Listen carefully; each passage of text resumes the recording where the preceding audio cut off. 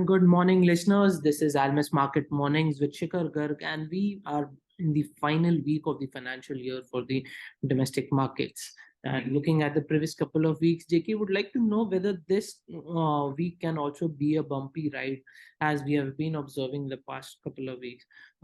Friday, last week, market started scrutinizing another casualty in the name of Deutsche Bank. Are we actually having a casualty, or where is the market participants taking this with the kind of rise in the CDS that we have been observing?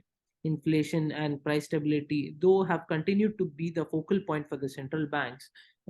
It is still the worries with the banking sector that has kept the markets a bit more alive and cautious. As the normal rate hike has not really been the good course of action for the current set of market participants. So, JK, what's your take on these kind of updates? Yeah, good morning. Answering to your question on whether we will have a bumpy ride this week, it's very possible, but that need not necessarily come from banking crisis, because it is the financial year end for India and Japan, and also it is a quarter ending for most of the for everyone actually, and for the funds and other institutions, it is more important. There will be a lot of positional adjusting moves that will happen, and many derivatives expiry, and there is a lot of focus on the derivatives, particularly after these banking crisis, and so that will be definitely not going to keep the markets on a any quiet side.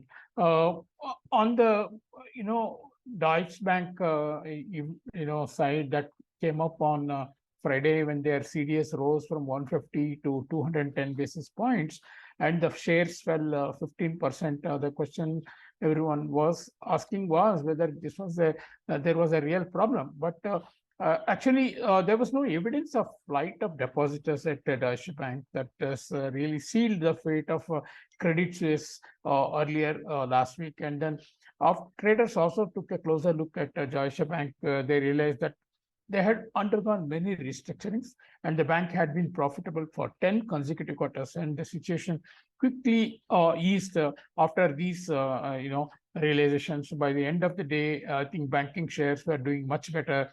Even US markets, which started on a weaker note, improved, much better. The important factor is that the fate similar to Credit Suisse may not spill over into a bank like Deutsche Bank, which is much, much healthier, at least as far as the recent reports about the bank's numbers are concerned.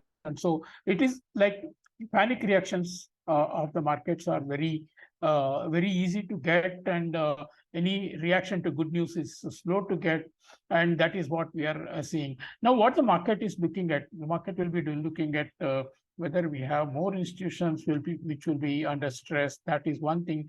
And secondly, if all these banking stresses do come down with measures taken by the central banks and other regulators, do we then really see credit conditions tightening, and whether inflation easing? That is the key part, because if inflation does not ease, and if the credit conditions don't tighten as was being expected by many, then Fed or other central banks may not deviate from their inflation fighting path. So that is the key thing that even Bullard, who is one of the most accurate person in predicting inflation and interest rates in this cycle, and that is what he said. In fact, he has raised his Fed fund projection rate to 5.625% for 2023, which is way higher than everyone else, and there is no rate cut that he's forecasting.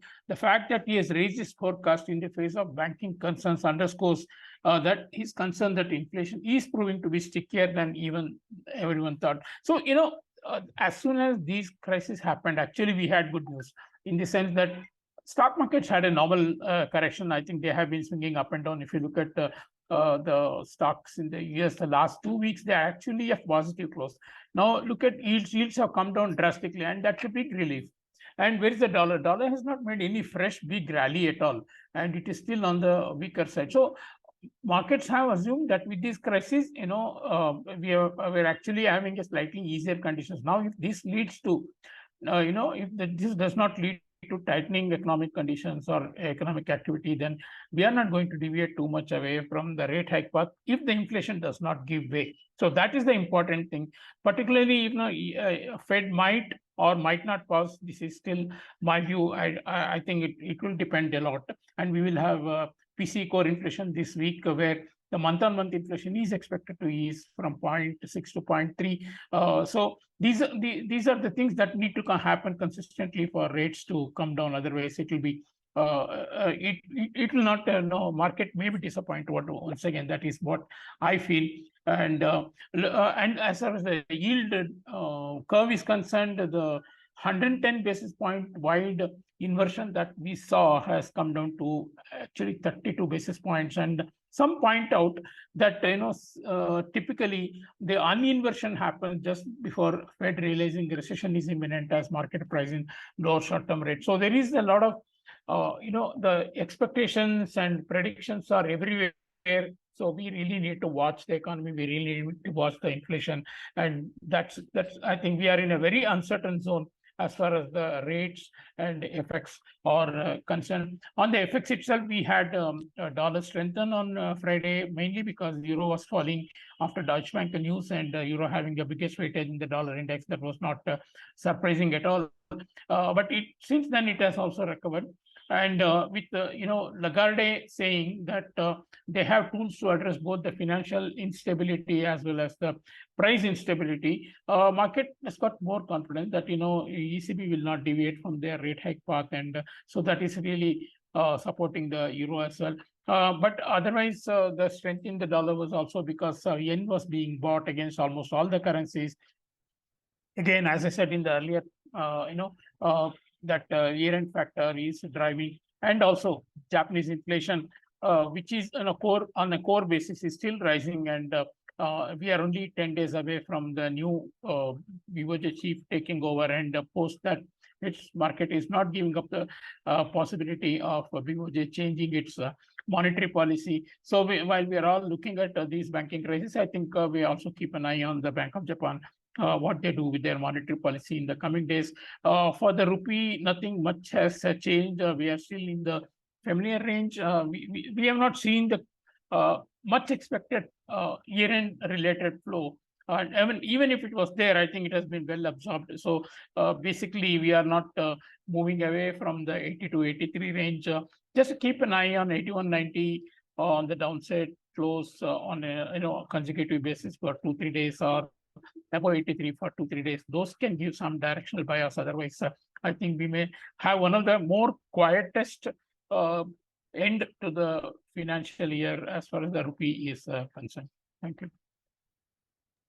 Okay, JK, that's quite interesting. And yes, folks, the financial markets may continue to have some bit of a bumpy ride as we are entering the financial year end for India as well as Japan, while we also have quarter ends for across the globe fund houses. So that's what we have been observing in the past few weeks, but it's also the kind of updates that the financial markets are trying to discount on the regular basis. A recent update, as JK mentioned, was the scrutiny on Deutsche Bank, but a thorough scrutiny did change the views for that matter.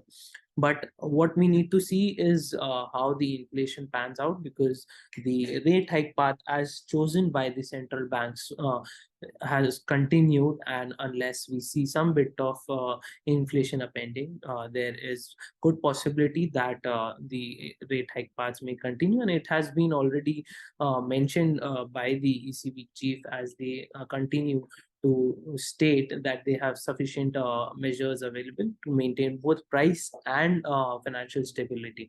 What's interesting though is that the all banking concerns may bring in some sort of natural credit tightening, which can bring the some sort of pressures lower or pressure down in case of the sticky inflation, but it's the employment numbers which will have the final say when it comes to the stickier inflation. That's it for today, folks, and we shall come back again tomorrow with another round of updates. Thank you so much for listening.